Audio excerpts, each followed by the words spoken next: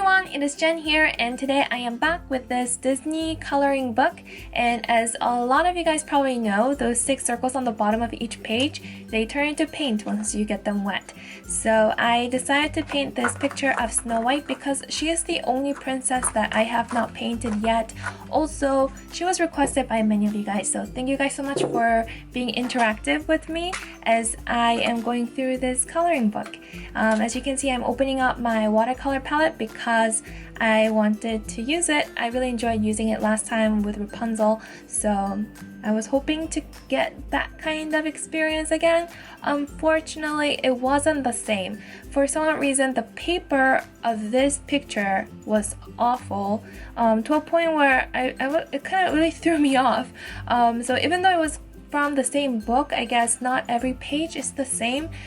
So I did kind of show you guys that more up closely later when it was more obvious to me how the quality of the paper was really off.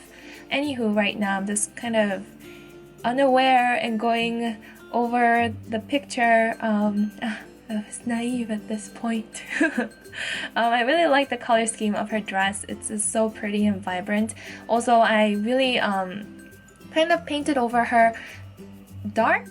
Like, I didn't water down like I would normally, or I have done normally, besides her skin because she's quite pale. Anywho, I also really enjoyed these little animals around her. They were so cute, and I kind of wish I had gray, because I thought it'd be kind of cute to color the bunny gray, but I didn't really have gray. I guess you can just kind of dilute black after mixing colors, but I didn't want to risk it. I didn't know how it's going to come out, so I just kind of chose both of them to be in this earthy brown tone.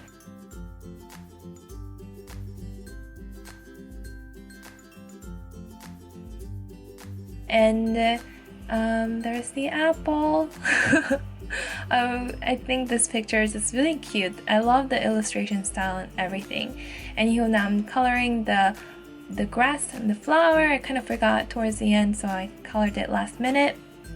And then I thought about how I want to bring this picture together, and then got this idea that it'd be kind of fun to turn into how the scene being the evil queen looking through her mirror. So that's why I kind of drew that outline. And this is when I realized the paper was awful. Like, I would normally with other pictures, I would wet the area and then drop in some colors to see the paint just do wonderful things. But once I wet the area, I didn't even wet it that much, but it kind of shriveled and kind of fell apart and turned grainy, and it was kind of like tissue falling apart-ish kind of. So I couldn't really do much. I couldn't even lay on the colors much either. And then here I was trying to do that like cool, spread dotting effect, and then it failed because of the paper being bad once again. So I was like, well, I gotta do something, and that's when I turned the wall being kind of covered into blood. I know that can be kind of scary for some people, but yeah, I had to work with what I have, so it kind of turned gruesome. Anyway, I'm kind of showing how even the black ink of the picture, it kind of spreaded and bled, I guess, once the water touched, which really wasn't something I noticed before. But yeah, just overall the paper on this was just bad if I didn't stress that enough. And now I'm working with my white gel pen, which normally saves the day, which it kind of really did. And then I tried to add these little textures for the frame of the mirror. It's kind of weird. I don't really like how I did it, but it's better than nothing, I think. I wish I kind of did it more fancy. Oh, my mom's sneezing. I hope that didn't get into the voiced audio, but I don't know.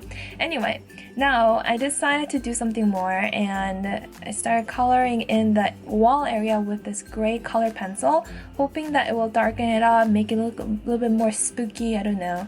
And I was still not satisfied. Anyway, I added some extra little bits of light. I turned down the light setting more so that you can see the contrast between the white gel pen and just everything else, hoping that it will show better.